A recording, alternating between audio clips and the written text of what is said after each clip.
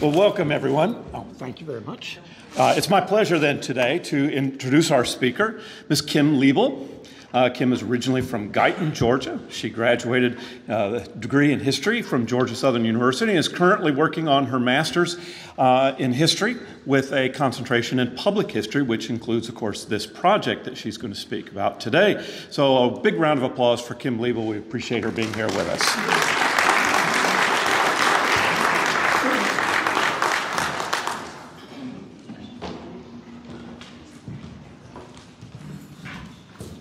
Good afternoon, everybody. Can you all hear me?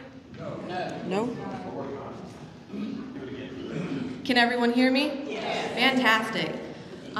Thank you so much for allowing me to come here today to discuss the project I've been working on the past year. As Dr. Tharp graciously introduced, my name is Kim Liebl, and I'm in my final semester of my master's program in the history department. And my project is titled Senator Zac Hill, 30 Years of Life in Georgia Politics.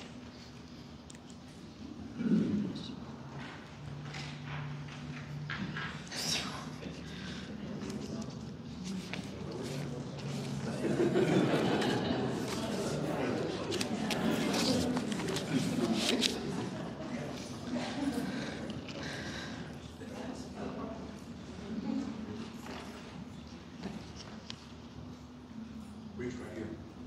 Get this to. There you go. So what I've been working on is my non-thesis project. So it's a project and not a paper. And it's been centered around my time working with the special collections through my internship that I started back in July of 2022.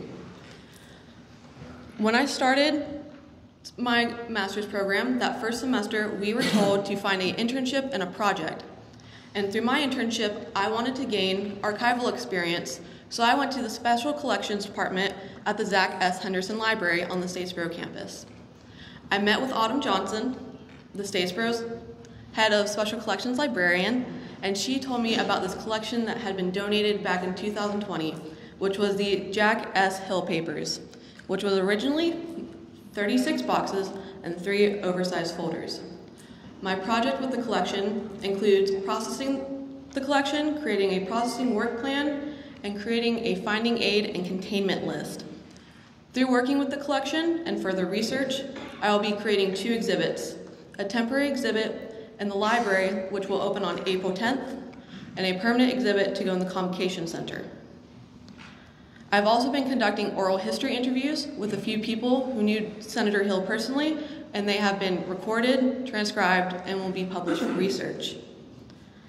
I'm also creating an online website, aka a LibGuide, which will be an extension of the exhibits, which will allow me to go into further detail in which I couldn't in the exhibits themselves. The first section that I focus on is his life before politics. Senator Hill was born on July 15, 1944 in Tattnall County, Georgia, to his parents, Stanhope Wilton Hill and Jean Moon Hill. His father, Wilton, was also a state senator, serving from 1957 to 1958. And we have this picture here at the top. In 1966, Senator Hill graduated from Georgia Southern College with a bachelor's in business administration. Later, he would become an independent grocer, owning and running the Hill Shopping Center. The picture we have up here is actually a scan of the newspaper ad run before the shop opened from the collection, along with 2 images that we found within the store itself.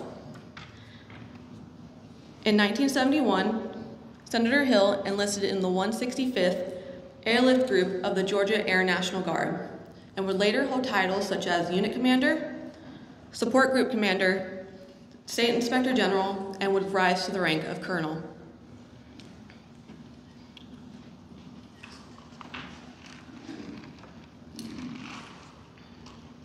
In 1972, Senator Hill married his wife, Ruth Ann, who was accomplished in her own right.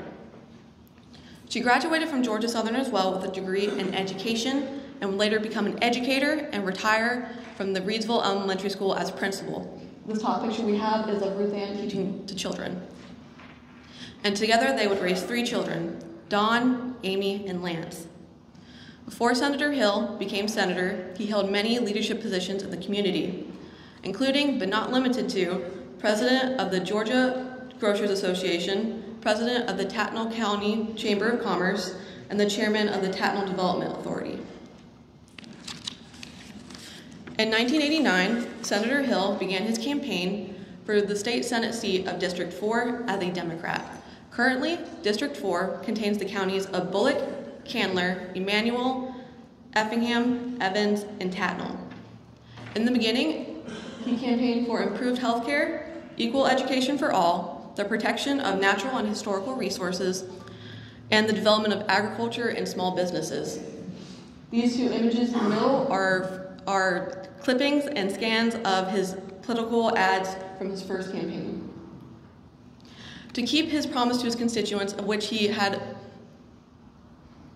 discussed while campaigning, he was a part of many committees, including being the chairman of the Senate Appropriations Committee, chairman of the K-12 Education, Higher Education, and Ethics Committees. He was also vice chairman of the Senate Rules Committee and was also a part of the Natural Resources Committee and the Environment and Regulated Industries and Utilities Committees. When Senator Hill first became senator, he became friends with another senator, Sonny Perdue. And together, they would both share an office space and an apartment while the General Assembly was in session. Sonny Perdue was also a Democrat. However, in 1998, Sonny Perdue decided to switch to the Republican Party after having differing views on social issues with the National Democratic Party. He reached out to other Democratic senators who held more conservative views, such as Jack Hill, to switch. However, in 1998, Sonny Perdue would be the only state senator in Georgia to switch to the Republican Party. In 2002, Sonny Perdue became the first Republican governor of Georgia since Reconstruction. He then went to ask senators again to switch to the Republican Party to achieve a Republican majority in the state Senate. And in the end, 4 state senators switched: Jack Hill, Dan Lee, Don Cheeks, and Rooney Bowen, creating a Republican majority in the Senate. After the election, the House became a Republican majority, and with a Republican governor, Georgia became a Republican state, or a red state. In 2015, Senator Hill was asked why he switched parties, and he said he did it for his district, as the district was starting to lean towards the right, and he felt that he could better serve his community and his district by switching to the Republican Party. So from 2002 till he passed away in 2020, Senator Hill was a Republican.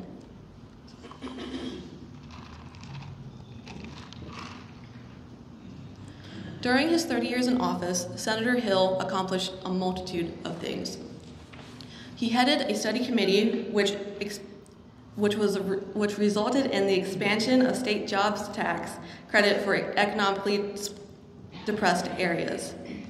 In 1999, he also helped with the development of the Vidalia Onion Research Center, which works with UGA researchers on solving plant problems for Vidalia onions, and also does research on similar plants grown in the region. He introduced and passed an early voting legislation in 1999 as well that would eventually become law as part of a package of election reforms. He was also the chairman of the Senate Appropriations Committee, which helped change Georgia's budgeting process by distributing the state's funding based on clearly defined purposes and measurements, and he would steer the state through the 2008 recession. He was also a major supporter of libraries and led the way in providing state-mandated matching funding for many new and renovated libraries. He also led efforts to restore funding to the Grassroots Arts Program and helped raise $300 million for colleges in District 4, including Georgia Southern, East Georgia, and Ogeechee Tech.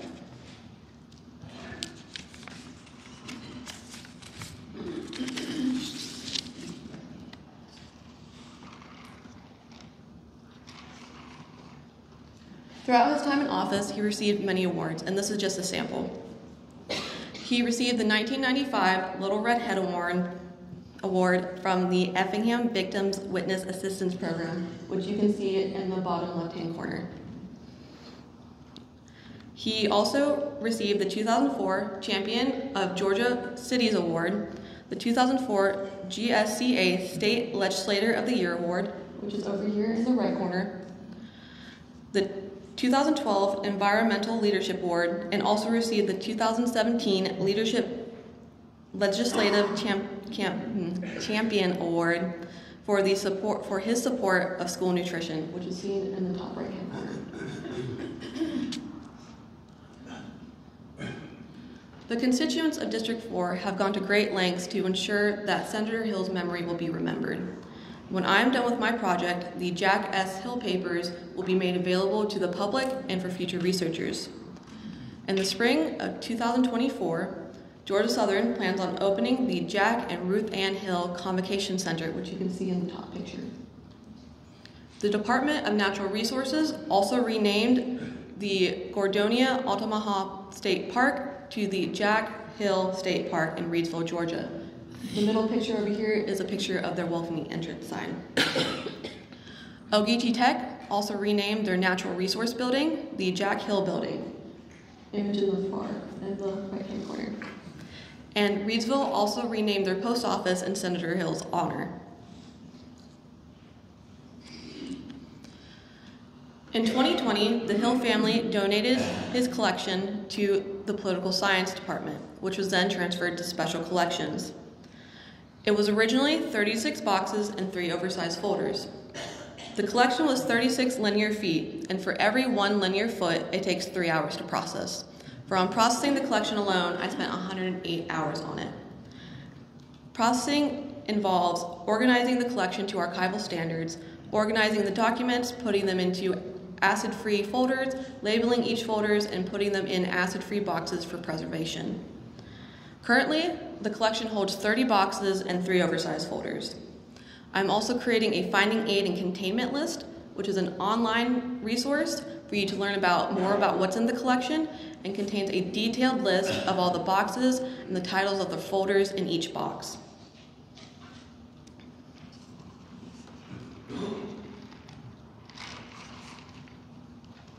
There's a multitude of different topics in the collection, including political and constituent documents, audiovisual materials, newspaper clippings, pictures, and artifacts.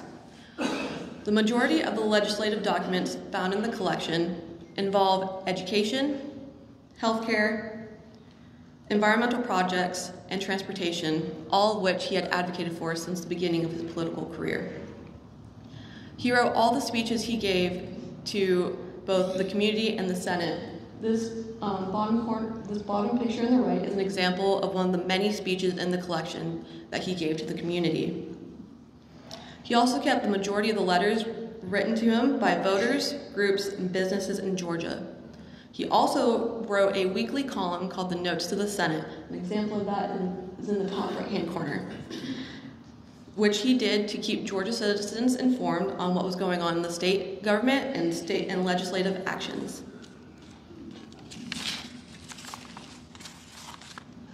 So my research and its purpose. The ultimate purpose of my research and my project has been to make sure the collection is made available to the public and to future researchers. The pinpoint of my research has been to see if his political ideologies changed when he switched parties to the Republican Party in 2002. They did not. When Senator Hill switched to the Republican Party in 2002, it was not because his ideologies changed. His political ideologies and beliefs stayed the same throughout his 30 years in office. Rather, throughout the 20th century, it is seen that both the Democratic and Republican Party had switches in their political ideologies. And you see, as the decades go by, multiple senators and government officials switch to the party they better aligned with. I've also learned through working with the collection and talking to people who knew him that Senator Hill was never really a political person. By this I mean he never sought to climb the political ladder. Everything he did for his district and for his constituents. And that is shown immensely throughout the collection. And that was mainly what he did in office. His priority was to the constituents and to his district. That's it. Anyone have any questions?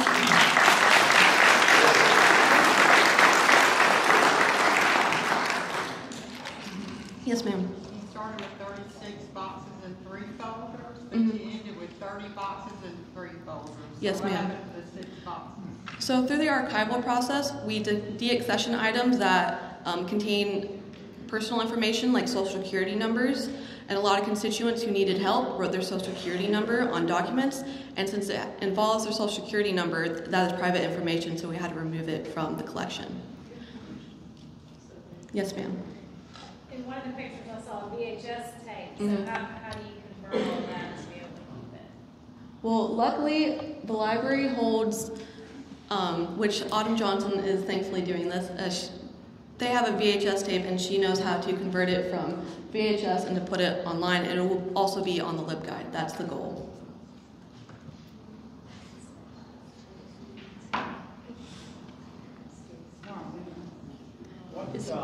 Did you know much about Jack Hill before you started this? No, I did not. What did you learn that surprised you the most, impressed you the most? His dedication to the district and to his constituents, you don't see that anymore, especially growing up.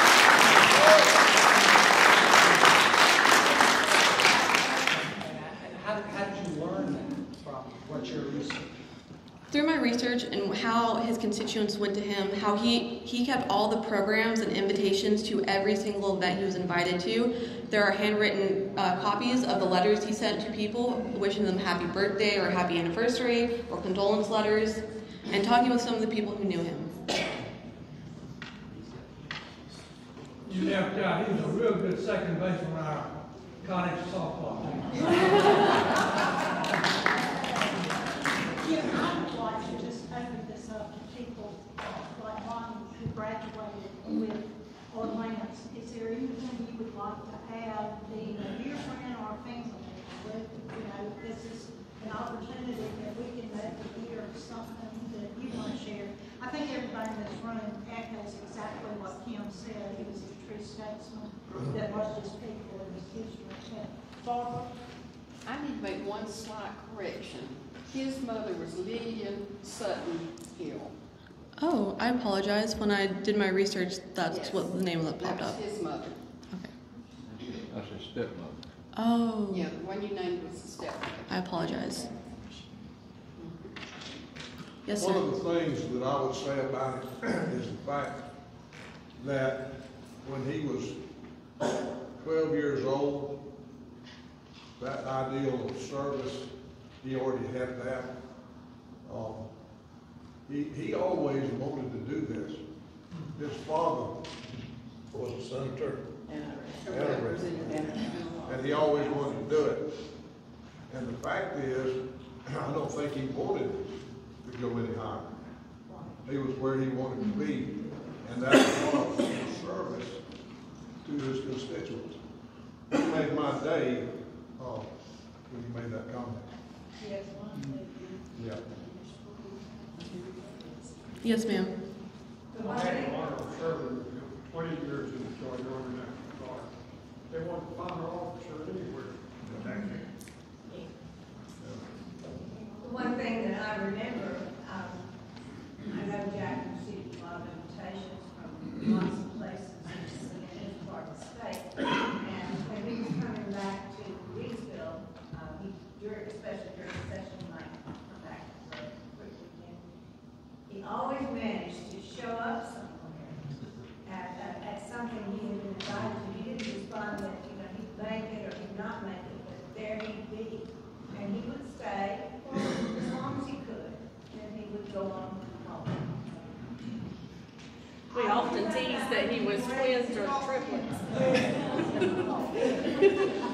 I've got to say this is from Ruth Ann, talking about what Ruth Ann said about Jack showing up and things. I've been in many things and had many things, and my engagement party was one of those things that he and your mom showed up. And we got talking, I said, he was in Atlanta today, and she said, yes. And I said, well, Ruth Ann, how does he do this? He said, he triples and quadruples our gas mileage every month. Doesn't that sound like Ruth Ann? So he was all over. One fact that you might add to this, when he was young, He was actually a head football coach when he was in the 12th grade. Nobody probably knows that except me and a few others. Well, when I was in the 10th grade, in those days and times, we didn't have a lot of coaches like we have now. You had one, maybe two coaches and one assistant. You were lucky. One day the coach came to us, said, you guys are going to play a B-team game.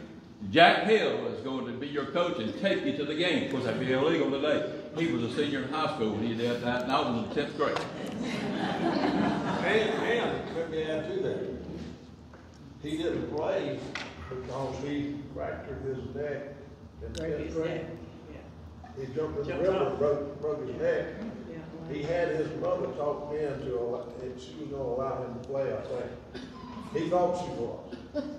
But he broke his neck, so he was late enough to play. This lady had her hands up first. I apologize. Yes, ma'am. Jack Hill was a man of integrity. He came before, just up the road. He helped our school. He also helped the community. He always showed up for the Turpentine Festival every year when we had the festival. And he did get a letter. He would always call and say, am I coming? And we said yes. It was really a great man. His father, after his father served in the legislature, he was probably one of the most effective lobbyists ever. He lobbied on behalf of school bus drivers. And school bus drivers today owe his father a great debt of gratitude. And Jack continued to look after school bus drivers. Speaking of bus drivers, the man she's talking about is Wilton. And when I was a little boy in Savannah, he drove a city bus around. I'll never forget the cap he had on and the uniforms, they all were slick back then. Now, Wilton's father and my grandfather were brothers. And my mother, Bertha Hill, was brother to Wallace Hill, okay? And this is how I wound up in that family. So the bottom line is, this fella has some really, really good, fine roots, you know. The Hill family in particular, Static Hill, my grandfather was Noah Hampton Hill, and we can just talk this. Anyway, but that's, the Reesville people, the folks we're talking about over here, I remember those days were really, really fun because we were well connected. And Wallace Hill would come to our house on the farm to bring fireworks. Came out of those stores over there, those fireworks came to our house, and we couldn't wait all year long because Uncle Wallace and Aunt Sarah would be coming. And Aunt Sarah was my daddy's sister, and Uncle Wallace was my mother's brother. We were double first cousins. And our little Sandra and Wally would come over with them, and we just had a wonderful time. You know, we never had anything like that. There you go. Person story. Well, thank you all. These extraordinary projects obviously help create dedicated and well-trained people for the field. I have no doubt that Kim is going to be an extraordinary colleague in the history field, but also her work clearly in these projects through the Masters in the History program and the Public History program create opportunities for so many other researchers and others to continue to work on Jack Hill's legacy and the work here. So a round of applause for Kim. I'm sure she's going to